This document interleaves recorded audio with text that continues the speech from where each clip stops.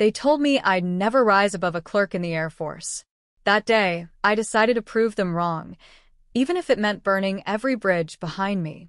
The words still sting, even now, years later.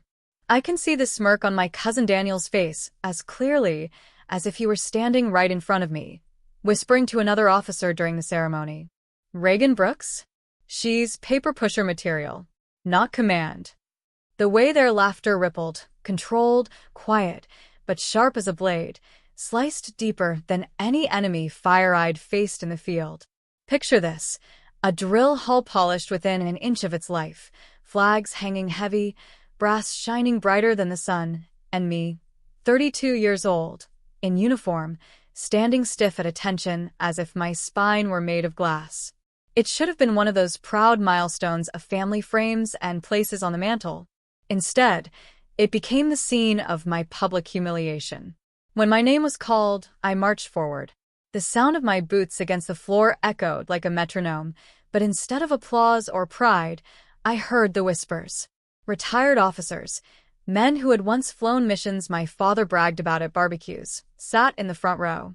My mother, arms folded, lips pressed into that familiar line of disappointment. My brother leaned over to his buddy, muttering, "She'll choke. Watch." And the worst part? I didn't choke. I did everything by the book. Perfect salute, clear voice, steady eyes. But the colonel presenting my certificate barely looked at me.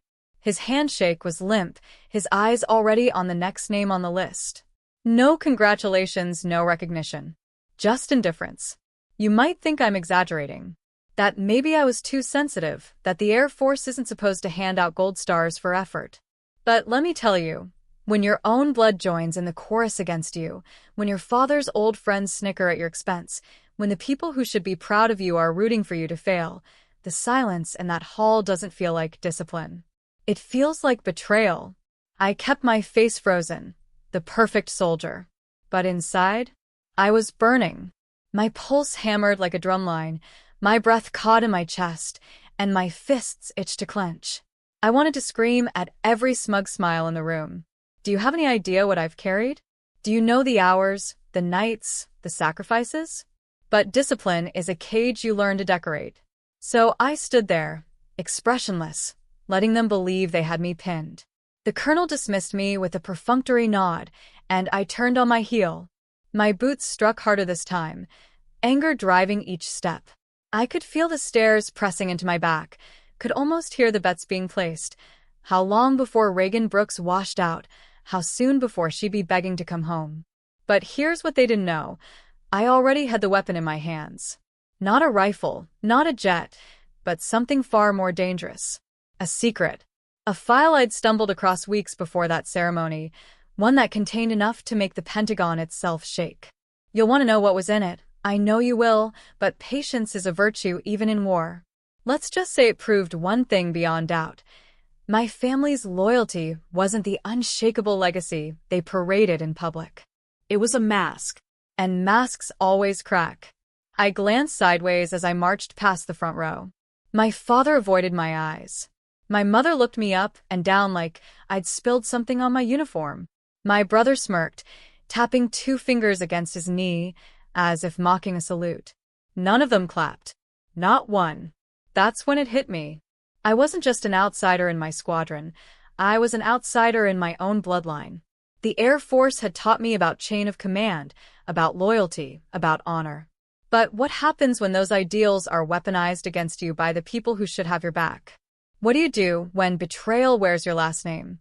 I'll tell you what I did. I swallowed the humiliation like bitter medicine.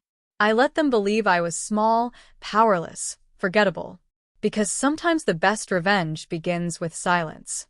They wanted me invisible? Fine. I'd become invisible long enough to learn their weaknesses, long enough to gather my strength. As the ceremony ended and the crowd dispersed, I walked straight off the parade ground. The sunlight outside was blinding, but the shadows were waiting for me, cool and familiar. That's where I belonged, for now, in the shadows. Because that's where you prepare for war. And trust me, my war was just beginning. Imagine bleeding loyalty for a family that sharpened knives behind your back. My last name was supposed to be a keycard. Brooks meant folded flags and shadow boxes, a flight jacket that smelled like jet fuel and winter, stories retold at barbecues about missions my father swore weren't classified but always ended with, "That's all you need to know." I grew up saluting photographs, lacing boots before I learned to braid my hair. When other kids picked colleges like postcards, I circled one destination, the Air Force. At first I mistook friction for heat, the kind that forges steel. Later I learned it was sandpaper meant to thin me down. When I earned my first commendation for a systems fix that saved a sortie, the base commander congratulated my father in the hallway. "Colonel Brooks, your training shows." He accepted it with a modest grin. I stepped forward. "Sir, actually, my mother's nails pressed crescents into my wrist." "Don't make a scene." At home, Dad toasted our family's excellence. My brother, golden boy Daniel, clinked his glass. "You're great at admin, Ray. You make us look organized." "I rewrote the protocol that prevented the comms loop," I said. He winked. "And filed it flawlessly." That's how it started. Praise slid sideways until it stuck to their collars. My emails became family coordination. My reports were guidance from Dad. My initiative was Daniel's leadership. If I pushed back, I was emotional. If I stayed quiet, I was withdrawn. Honestly, my mother told a neighbor within range of my hearing, "We worry about her stability." I confronted her over the sink, water hissing, plates shining like metals. "You know that's not true." She didn't look up. "Perception is truth around pilots. I'm protecting you." By calling me unstable? She aligned a plate until the rim matched the others. "If you reacted less, no one would say it." Gaslighting wears pearls in my house. Dad's version was cleaner. Feedback, he called it, bullet-pointed on yellow legal pads. Item 1, you don't inspire. Item 2, your tone lacks crispness. Item 3, unclear loyalty. Unclear to whom? I asked. To command, he said. You defend peers too often. Or it builds trust, I said. He capped his pen. We need winners. Winners, in his dictionary, looked exactly like Daniel. When my brother bungled a landing pattern and asked me at 0200 to rewrite his narrative for the inquiry, I stayed awake and did it. The next day, the squadron praised his transparency. He texted a thumbs up. I replied with nothing. You're going to ask why I didn't quit. Because the Air Force wasn't just theirs, it was mine. I believed the uniform could outshout the last name. I believed performance could bulldoze rumor. Belief is a stubborn animal. It survives on scraps. The rumors matured. A note I sent to my CO about a safety discrepancy resurfaced with softer language. See, Dad said, tapping the copy Daniel handed him. Indirect. Hesitant. When I protested, he set it down like a verdict. Reagan, the record is the record. Daniel started telling people I had sensitive days. If I refused to rewrite his talking points, I was hostile. If I did, I was clingy. The circle tightened, family friends on oversight boards, academy buddies in adjacent units, holiday parties where evaluations were traded like ornaments. At one dinner, my mother laughed. Reagan's planning to apply for flight training. Can you imagine? The laughter kept tidy formation. I stepped into the cold on the back steps, breath ghosting, and told myself to hold the line. Honor, patience, proof. Proof arrived the way rot does. Quiet underneath. A line item in a maintenance log that contradicted Daniel's after-action. A travel voucher processed too quickly for a civilian contractor who kept appearing at the right poker nights. A signature duplicated across 3 forms, each supposedly witnessed on different days. I wasn't hunting. I was drowning in coincidences that lined up like runway lights at midnight. I had access, unremarkable, clerk-level access. You can learn the shape of a monster by its shadow. So I watched numbers, dates, approvals, the lazy rhythm of fraud. I told myself I wanted clarity, not ammunition. Then a packet landed in my queue with a red stripe that didn't belong there, a routing code that should have sent it across space, not to me. I opened it. Not yet. I can feel you leaning closer. Patience. The contents aren't the point, the pattern is. Secrets were currency and my family was rich. Stop overthinking, Dad advised when I grew quiet. You're creating problems to feel important. Daniel shrugged. Maybe stick to spreadsheets, Ray. Leave the flying and fighting to people built for it. Like you? I asked. He grinned. Exactly like me. Some betrayals are knives. Some are ceiling fans, blades that disappear until they're already cutting you.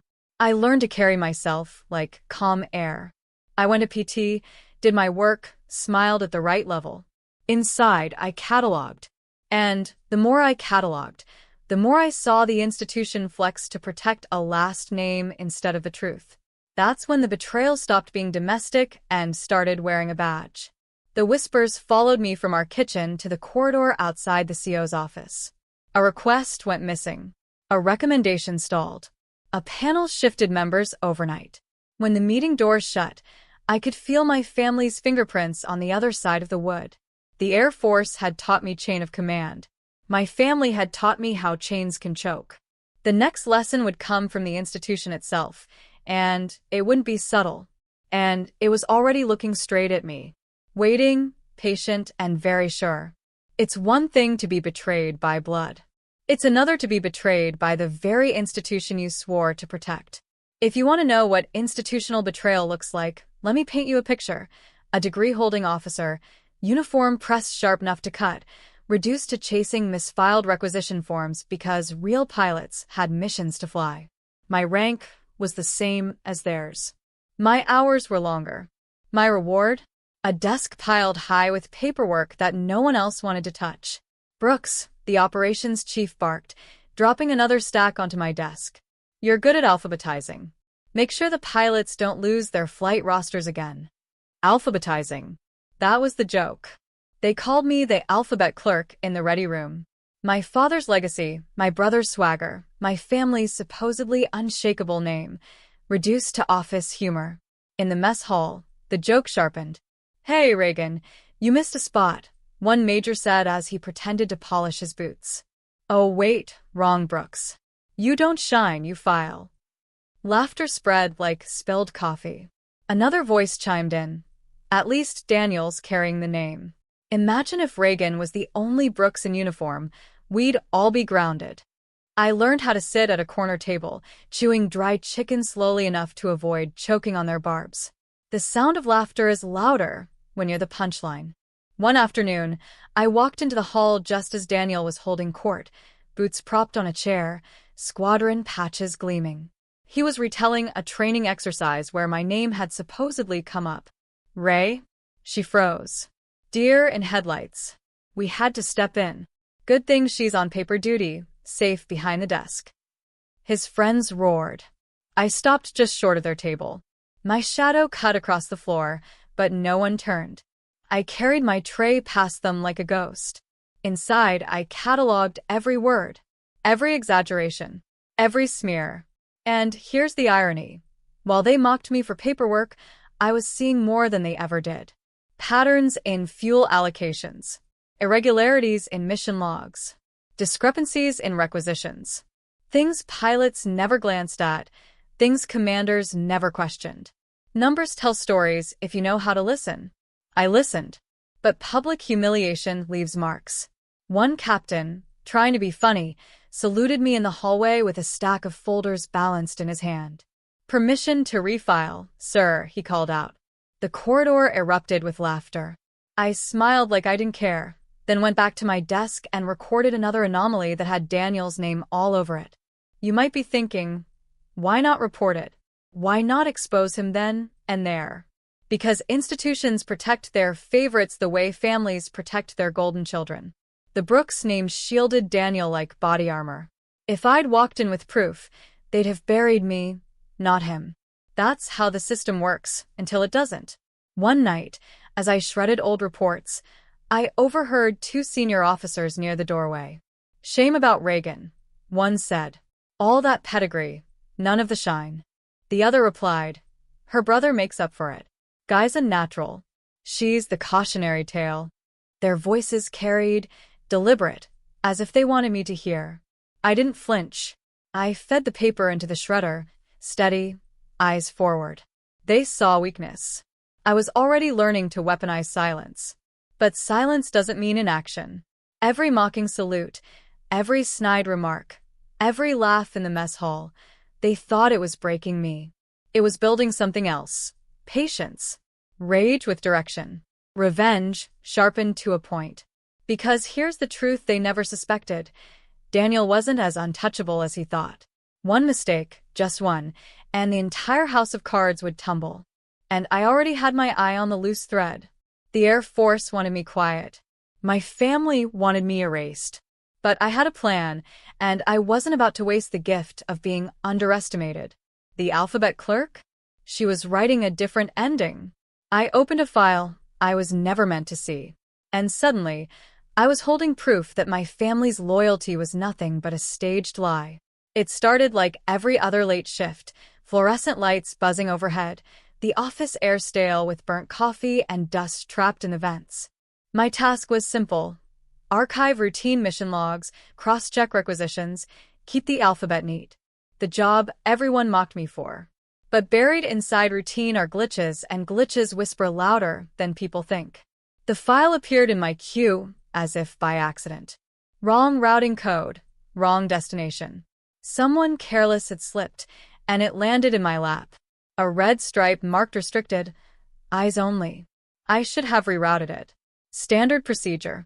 Instead, I clicked. At first, I couldn't make sense of what I saw. Numbers. Timelines. Contracts with dates that didn't match deployments. Civilian contractor invoices signed off by names I knew too well. My father's, my brother's wingman. 2 senior officers I'd heard laughing in the mess hall about how paper clerks keep the world turning. The more I scrolled, the tighter my chest grew. Here was evidence of negligence at best, corruption at worst. Spare parts ordered twice, fuel logged for flights that never left the tarmac, signatures replicated so cleanly it looked mechanical. And tied to it all, Brooks. My family crest carved into fraud. I leaned back in my chair, the monitor's glow bleaching my face. My pulse hammered so loud I was sure the night watchman would hear it. Loyalty wasn't supposed to look like this. The Brooks legacy, the shining beacon of service and sacrifice, it was smoke, staged for applause. Behind the curtain? Greed and carelessness. Do you understand the paranoia of that moment? Every creak in the hallway became footsteps. Every flicker of the lights looked like surveillance. I minimized the window 3 times, then reopened it, like a moth that knows the flame will kill it but can't stop circling. One phrase repeated in my head, "This is enough to ruin careers or end lives." I thought of Daniel boasting in the mess hall. The ease with which he lied. The way senior officers laughed at his jokes while I carried their paperwork. Was this what their laughter covered? Did they know I'd find it, or were they so confident in my invisibility that they didn't care? The file wasn't long. 15 pages, maybe 20. But weight isn't measured in length, it's measured in consequence. And the consequence was crushing. If I spoke, I'd be branded vindictive, unstable, jealous, the labels my family had already been planting. If I stayed silent, I became complicit. Either way, the cage tightened. You're probably wondering why I didn't print it, why I didn't copy it, why I didn't march straight to internal affairs. Ask yourself, what happens to whistleblowers in stories like these? They vanish. They become cautionary tales whispered in training rooms. I wasn't ready to vanish. Not yet. So, I memorized. Dates, numbers, signatures. The shape of the fraud. I wrote nothing down. I told no one. I carried the secret like contraband sewn into my uniform. For days after, I walked the corridors with a different kind of silence. When officers joked about my filing skills, I smiled thinly, but inside, the ledger of their crimes ticked louder than their laughter. When Daniel clapped me on the shoulder and called me sis in front of his buddies, I pictured the red stripe of that file and nearly laughed out loud at the irony. At home, Dad poured whiskey and muttered about the weak links dragging down the chain. I stared at his glass, wondering how many of his toasts had been funded by the discrepancies I'd just uncovered. Mom fussed with place settings, keeping her eyes down, complicit in silence as always. Here's the cruel contrast. By day, I shuffled forms like a forgotten clerk. By night, I carried the weight of a truth big enough to collapse careers. They thought I was powerless, but I had already crossed the threshold into something more dangerous. I knew. And knowledge, once tasted, can't be returned. I lay awake nights, replaying the decision tree. Option 1. Destroy the file. Pretend I never saw it. Option 2. Confront Daniel. Force a confession. Option 3. Wait. Bide my time.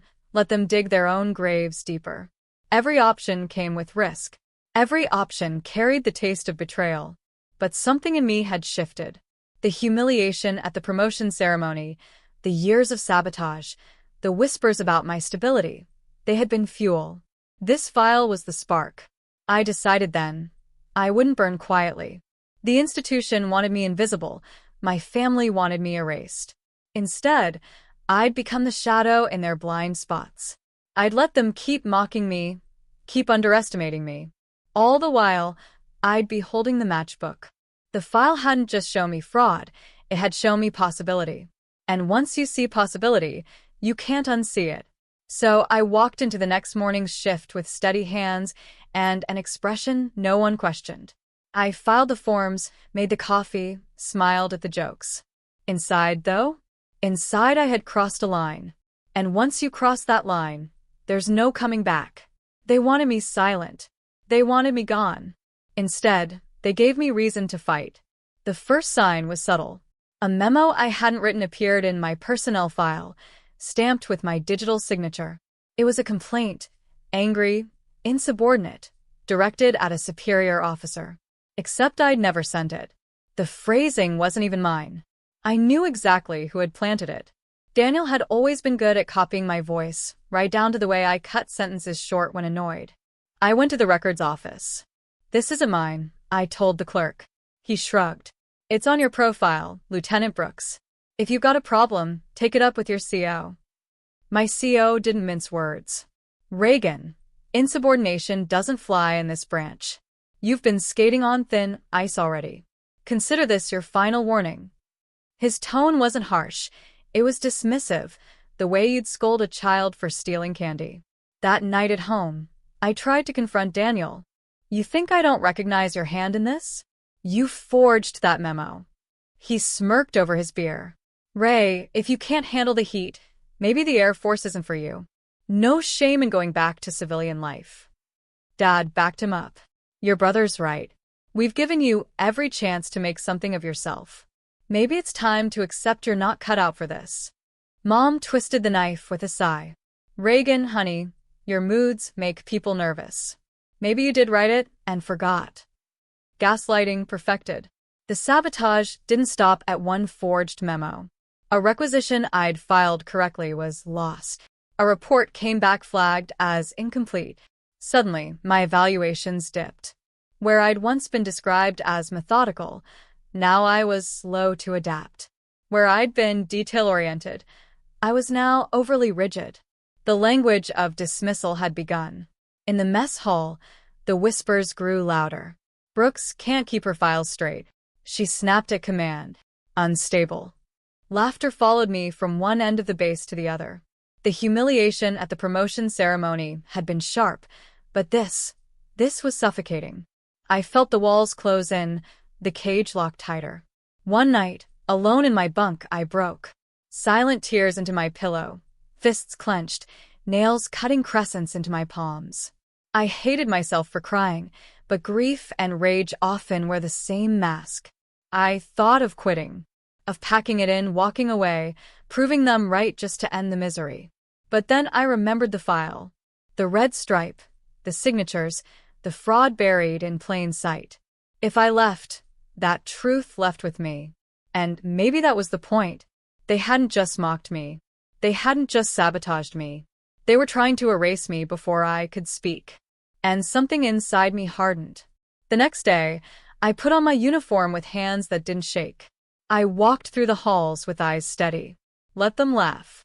Let them spread their lies. I was still here. And I wasn't alone anymore. That part one hadn't mentioned yet, had I? There were others, Faces you wouldn't notice, voices you'd mistake for background noise. A sergeant who'd seen too many reports vanish. An intelligence analyst who muttered, "That math doesn't add up." A civilian investigator whose questions cut too close for comfort. We weren't a team yet, but we were orbiting the same secret, circling closer each day. The institution thought I was powerless. My family thought they'd silence me. What they didn't understand was that betrayal doesn't end a soldier, it forges one. And I was done being forged. I was ready to sharpen. The Air Force taught me chain of command. Betrayal taught me how to break it. I didn't recruit allies at first. They found me. People on the margins tend to notice one another. You can't fake the look in someone's eyes when they've seen the same kind of corruption. The first was Sergeant Miller, a crew chief with oil under his fingernails and cynicism baked into his voice. He caught me staring too long at a maintenance log one night. "Careful, Brooks," he muttered, leaning on a wrench. "Logs like that have a way of rewriting themselves if the wrong people see them." I kept my tone casual. "You've noticed it too."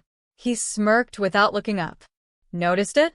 Hell, I've fixed birds that shouldn't have left the ground. Papers said they were pristine. Paper lies. Pilots lie. Brass lies." He wiped his hands on a rag. "Question is, are you going to keep your head down like everyone else, or are you planning on doing something stupid?" "I don't do stupid," I said. "Calculated, maybe. Never stupid." That earned me the first nod of respect. Next came Claire Ramirez, an intelligence analyst buried 3 floors underground where fluorescent lights hummed like interrogation bulbs. She noticed me cross-referencing fuel allocations against sortie reports. "You're not assigned to ops analysis," she said, arms folded. "Curiosity," I answered. "Curiosity gets people transferred. Or worse." Her tone was sharp, but her eyes softened. "You're not wrong, though. The math doesn't add up." She tapped her temple. "I keep track up here. Safer than on paper." I lower my voice. "If you ever want to compare notes, off the record." She cut me off with a whisper. "Not here. Not in the open. But maybe." Finally, there was Jack Turner, a civilian investigator with defense oversight. Gray suit, gray eyes, gray patience. I ran into him in the corridor outside admin after another lost requisition torpedoed my evaluation. He looked at me like he was measuring weight.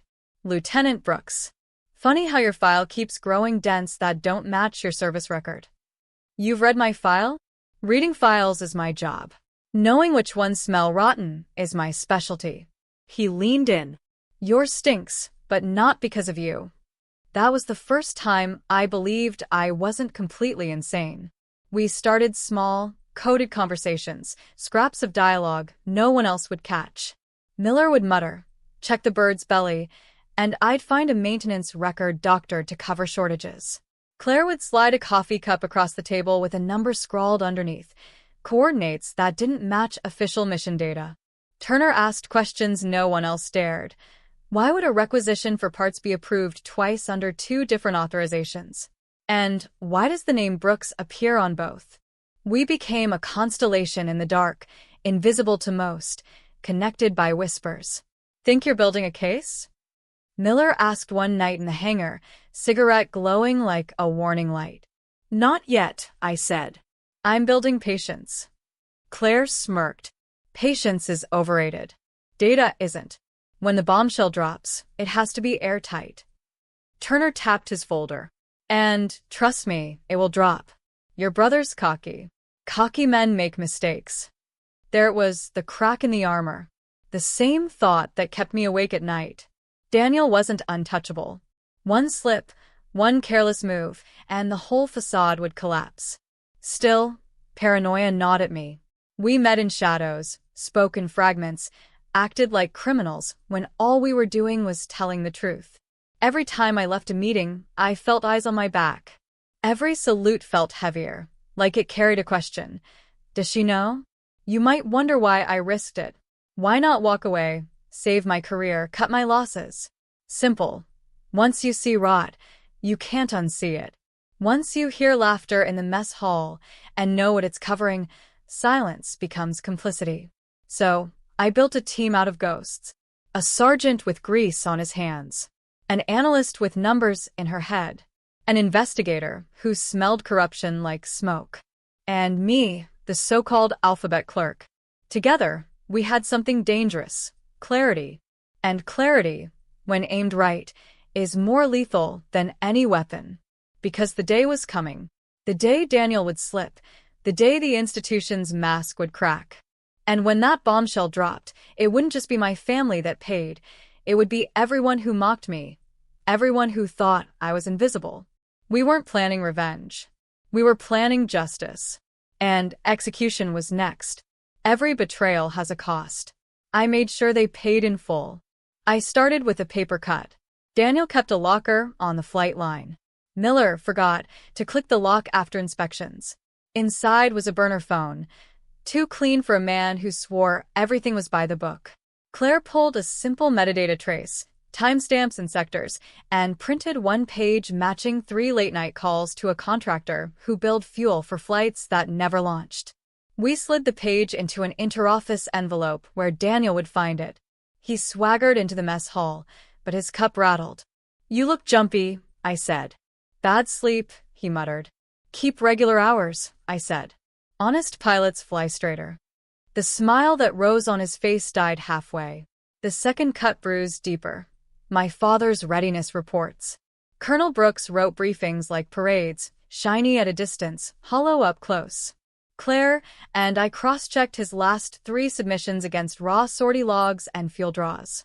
The math buckled. Turner drafted a polite query from a concerned auditor and sent it to overlapping oversight lists. The reply came before lunch. Provide supporting data. 2 generals were copied. I watched from my corner desk as color drained from my father's face. He called Daniel at once. "Check everything," he hissed. "Someone's fishing." Fishing works when the pond is stocked. While they scrambled, I set the 3rd blade. Anonymous tips only work when they are specific enough to be true and vague enough to terrify. Miller photographed a maintenance log corrected with whiteout. We masked names and timed the upload to the base safety inbox for the exact minute a commander's call began. Phones buzzed on tables. The room looked down just as the CO advanced to a slide titled Accountability. A hush spread. I became a ghost in the system, present in every channel, visible in none. My badge opened storerooms, my clearance opened files. The alphabet clerk kept filing. The saboteur kept cataloging. Close calls piled up. In the hangar, a lieutenant nearly caught Miller sliding a flash drive from a diagnostic port. "What are you doing?" he asked. "Teaching these kids to hear a bird's heartbeat," Miller said. The lieutenant walked on. 2 minutes later, the drive sat under my napkin in the break room, sweating like contraband. Another night, I waited in the records cage while a copier spat pages, cross-checks, chain of custody tags, timestamps lined like ammunition. A shadow blocked the door. My CO. "Working late again, Brooks?" "Yes, sir." He tapped the top page, my page. "Don't drown," he said and left. I let out a breath that rattled the shelving. Turner played conductor. He seeded mild questions in rooms we could not enter. "Has anyone audited redundancy in fuel orders?" he asked a budget team. "Odd the way they doubled last quarter." He left them to gnaw on the implication. Rumors turned carnivorous. Pilots blamed maintenance. Maintenance blamed ops. Ops whispered that admin was compromised. The jokes in the mess hall died midair. Daniel cornered me outside the sim bay. "You hear anything?" he asked too casually. "About what?" "Oversight crawling around. Anonymous garbage. Somebody's trying to smear me." "Maybe they're trying to help you fly straighter," I said. He gripped my sleeve. "You think you're clever? You set something in motion you can't control." I stepped closer until he had to let go. "Finally, something we agree on." He left with squared shoulders, but his stride hitched. The next requisition through my station carried my father's approval, overnight parts for a jet that hadn't flown in weeks. Claire flagged the tail number mission incapable, yet fuel allocations thumped like a heartbeat with no body. Turner pushed for a spot inspection. At 0930, the hangar doors opened, and the team rolled in, clipboard snapping. From the mezzanine, I watched my father arrive, too fast, tie crooked. They found what we knew they'd find: duplicate orders, mismatched serials, time cards that contradicted physics. My father's signature sat on top like oil on water. He looked up and noticed me. For a breath, I saw the man who taught me to salute the flag. Then the mask dropped. He gave a small, pitying nod, as if to say, "You don't know the game." He was wrong. I had set the clock and wound the spring. Not every victory felt clean. A crew chief, not on our list, swallowed hard under questions. Not corrupt, just tired and scared. Corruption throws a wide shadow. It covers the innocent while it fattens the guilty. I logged the shame and kept moving. Our next stroke was a drip feed. Turner sent a sealed memo to an external oversight office whose appetite for scandal matches its love for silence. He used a buffer contact, then another, stepping stones across a river. If one cracked, the rest would hold. No names, only queries sharpened to points. Meanwhile, I kept the cuts coming.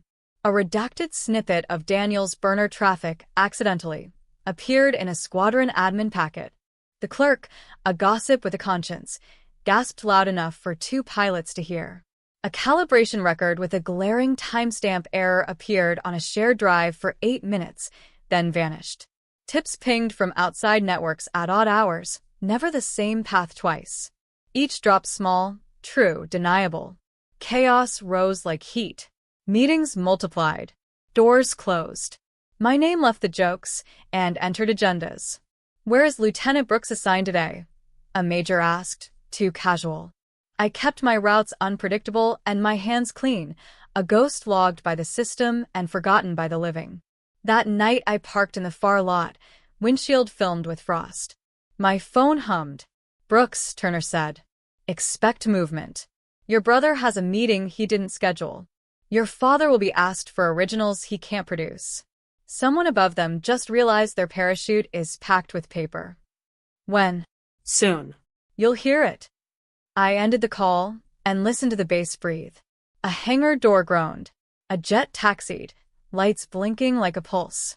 I steadied my breathing and counted the seconds between clanks, like a range officer calling pace before the first volley. I thought of the girl they laughed at, the clerk they minimized, the ghost I had become. Every betrayal has a cost. Payment was nearly due. "You want the bombshell." It's close enough to taste. Justice lands hardest when the room is crowded, when everyone who laughed has a front row seat. So, wait with me a little longer. The stage is set, the lights are hot, and at last the audience is quiet. From here, chaos would carry us into the only room that mattered. And when the door swung open, I wouldn't be the one on trial. I would be the one in command. They mocked me in uniform. Now they salute me in silence.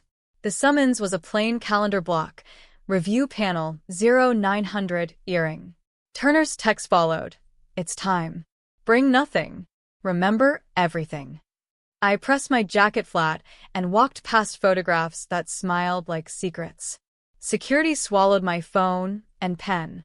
Claire waited in the anteroom without her usual folders. "Numbers are memorized," she said. "If they ask, you speak. If they don't, you breathe." Miller came last, carrying the scent of jet fuel. "Birds are grounded," he muttered. "Too many questions, not enough lies left." The room was built of quiet. General's counsel, a recorder's red eye. My father sat near the end of a table. Daniel stood against the wall with other officers, posture rigid. I took the lone seat opposite them. "Lieutenant Brooks," the chairwoman began, "we are reviewing irregularities in readiness reporting, logistics, and contracting. We require clarifications." "Ma'am, within my clearance," I said. The first questions tested nerves. Who touched which file? Who signed which order? Who labeled unflyable aircraft mission-capable? I answered like weather, calm, exact. Twice my father tried to interject. Twice the chairwoman lifted a hand without looking at him. Daniel's jaw worked. Then came the pivot. "Describe how duplicate requisitions for the same parts were approved." "Parallel authorizations," I said. "One through the wing, one through contracting." Submissions were staggered so 2 deliveries could be recorded as 1 receipt, then expensed separately. And the signatures? Consistent, not contemporaneous. The recorder hummed. A general finally looked at my father. Evidence moved in like weather. Logs, fuel draws, maintenance photos, the rope we had braided from threads. It didn't look like error. It looked designed. With respect, my father said, voice polished, this mischaracterizes aggressive readiness. We streamlined. If a junior officer misreads the tempo. Colonel, the chairwoman said, rank like a gavel. We are not discussing tempo.